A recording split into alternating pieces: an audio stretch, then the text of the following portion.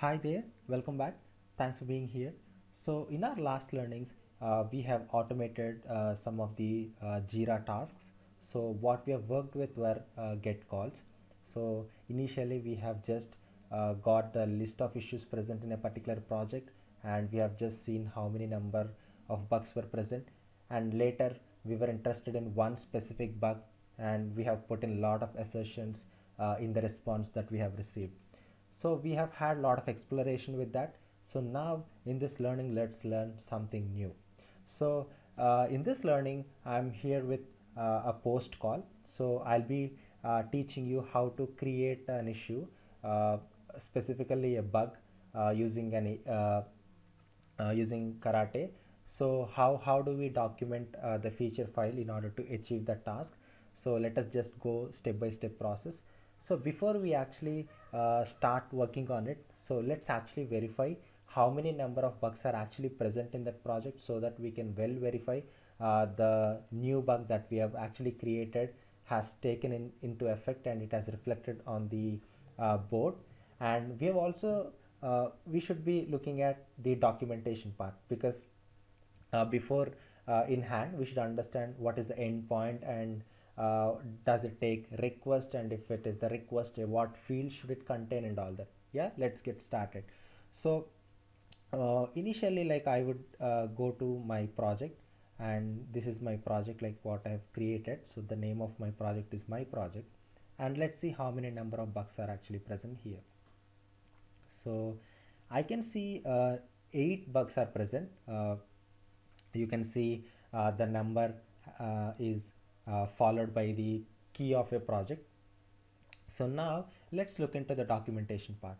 So I think the link has already been shared with you guys in the previous video.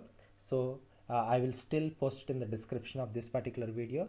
Just go through it. So in order to create a bug, you need to invoke this specific endpoint. So REST slash API slash to slash issue, and you need to perform post method. So whenever you are doing a post call, so ideally you should be carrying a request body as well, so which you call it as payload message, so which means you are creating a record. So this is as simple as how you are signing up. So say for example, if you are signing up into a Facebook or a Gmail or any social network, so you would be feeding the website with all your information. So all this information would be converted into a JSON or XML message based upon the web services that they are supporting, and then they will deserialize, and then they will actually store it in their database. So similar way, since we are actually creating a bug, we should be telling, see, let's think logically. So when you are creating a bug, you will have a description of a bug, and you will have a summary of a bug, and so many other fields where you would be feeding the data during runtime. So in a similar way, we should be giving that request body, so that the issue can be created properly. So if you come down a bit to the documentation part, here you can see what fields will it take, and the properties, and you can also see how the request body should be. So it can contain fields and summary, like what the summary of a bug, and it should also contain key, and it can also contain issue type, components. Look, all these things you can actually include in your request body. So it is not mandatory. So some of the fields you can leave empty, and some of the fields you can fill in. So I have just come up with some customized payload message. So let us keep it very simple. So whenever I'm creating a bug, I would be carrying only this data. So I have a project key, because I should be an authenticated user to that specific project, and I would be giving the summary, and then I would pass on the description. So we would give some meaningful description here, and I'm going to create a bug. So this is the payload of it. So I'm just copying this entire message, and I'm navigating to our project. So what I would do, I will actually create a particular request body. So we can send request in so many different forms. We can send it in the feature file itself. We can hard code the data, or we can also read from a file. We can keep the JSON file in the project path, and we can read. and we can feed to the request call. And the other way that we can also achieve is using the table. So we can also write request in the form of a table. So this is one of the very good feature that I've seen in the Karate. The message serialization and deserialization, it is a very fantastic job. So you need to write a Pojo classes and all that when you are working with REST assured or HTTP client, but Karate has handled all of that for us. So all you need to do is just create a table and invoke that table with a specific index. So we would be learning that in our further learnings. So what I would do now, currently, in order to create a bug, so in the features tab, let me create a feature file. So since it is a not of standard type, I will go to other, and it is a file type. I will say create a bug dot feature. So this is my feature file name, and let's document it. So feature, so feature means to create issues in Jira project. This is my feature, and let me write scenario for it. Scenario, so now we are creating a bug, so I'm just writing it as to create a bug in a particular project. And now you can write the actual test case, like given, when, then. So given URL, so you will have a URL, and given this, and what other thing you should be having, guys, you should also carry your header. So and header, so authorization. So let's copy all the details from our previous feature files, so that would be easy. So we have had, and now the request body and request. So request, let's put in some message for now. So and request when method is actually a post, then status code that I would expect is 201, and print me the response. Okay, so now what I would do, since I would be passing this particular body in the feature file itself, I will copy, and then in order to copy this message, you need to have it written in 3 different codes. So let me just put in, guys. So within these 3 single codes, you can actually put in here, so that this basically be recognized. So or else you can also put, I think better double quotes would be good. So let me just put 3 double quotes here, so that it accepts it as a string message. So now we don't have any errors. So from our other feature file, so I would be copying in these details. So URL, we already know that we have been working with since our first learning. And then let me also copy this authorization. Yeah, so this authorization is this value, and now we need and path. Okay, so and path parameter is something that we have already seen here. So the endpoint details, just scroll up and you should be seeing the endpoint. So REST slash API slash 2. So I've just copied that. It should be within the single quote, so that it recognizes properly. So guys, just one thing you remember, that so you can also have this here, so you can also have appended to this particular URL, but ideally that is not the standard practice, because moving forward we would not have these URL details in the feature file itself.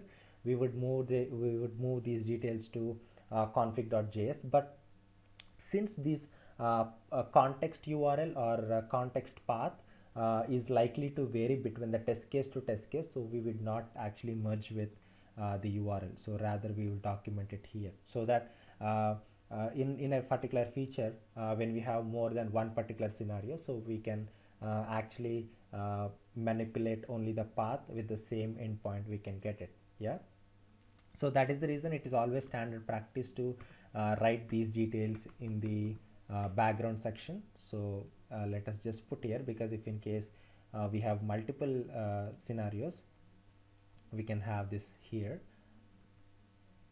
So now we have this one, so I would be putting star in place of URL, because so uh, now we are ready with our test case. So we have actually documented the feature file. So now let me run this file to see what happens. We have already noticed that there were 8 defects present in my Jira account. So if this gets successfully created, so now we should be seeing, so I think there is an issue with the URL. So let me just understand what that is.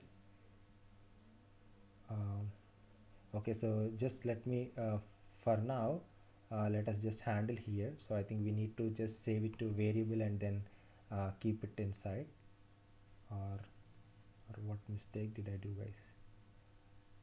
I think I need to put this thing. Okay, so since there is no colon, it didn't actually detect the syntax. So now let me run this file again. So now the URL is applicable for the entire feature file, so we need not bother about it. So now the test case got passed successfully, and let's see the response, like how it got printed. So now we have seen that MYP9, so ninth bug has been created with the ID 10008. So let's actually verify whether the details that we have passed in the feature file were actually there or not. So summary, this is what the summary is given, and this is what the description. So I'm just going to my Jira project and refreshing the page. So as it comes after, so I would just, you can see, guys, this bug is related to new feature, and you can also see a description is something ABAJ, some string value. So ideally we should be giving some meaningful name there as well. So now what we have done is we have successfully created an issue in Jira. So but this is not generic, right? So the request body is actually hard coded in the feature file itself, but this is not the standard practice in real time. So what I would do, I would just move this to a particular JSON file, so I would read during the runtime. So what I would do, I will create another directory inside src test java. So I will create another package. I would say this as a resources. I would say this as a resources package, and inside that resources I would create a JSON file. So I will create a file type. I would name this particular file as input.json and finish, copy all this message. And now let us give some description here. So this bug description is coming from the external JSON file. So this is what it is coming, and this is the new related to new feature 1. Just to make a difference, I am changing all these values. So now what we should be doing, so we have a function called read, so that will actually help us to read a particular external read a particular feature file, or read another JSON file or any file type and store its value. So star, I'm storing in a variable called body. So what I would do, I would read with the help of read function. I would call this particular input.json. So let us identify the path for this one. So the path for this one is, so let me write the relative path. So I'm right now I'm in the feature file directory. So I need to just go one step above. For that I need to give dot slash. So now I would be coming to src test java, and if you actually see, resources is the folder which is created under src test java. So resources, so now I am here in this directory, and now ultimately I would be calling that particular JSON file, so which is input.json. So That's it, guys. So this should read the input message for us, and I would be just using the variable body here. So now that's it. So we are not actually hard coding the payload message here, so rather we are reading it from the external file. So we can tweak the external file as and when it is required, or you can also write multiple files, so as per your needs. So I have some error, let me just close and reopen. So I think the error got fixed. So now let us run this particular feature file to see whether it still works, and even though when we read from external source. Yes, guys, so the test case got passed, and if you actually see, myp10 is the new bug that has been created. And let me go to the project and see whether the 10th bug has been added or not. So if you see here, the title got updated, and you have also noticed that the bug description is coming from the external JSON file. So this is the description we have given. So that's it for this video, guys. So still we have another way of sending this payload body message, so I would be covering in my next learning. So we have learned a couple of methods. So the second method, which I have explained, that is reading from an external file, is the most common industry practice. People do read that. And also I would be explaining like how to ignore a particular value, and uh, how to just update the values during runtime creation of variables as we go forward. So that's it for this video, guys. So I hope you have learned something here. So please do subscribe to this channel, so that you will be notified as and when I push some videos to this particular learnings. And thank you so much, guys. You have great rest of today.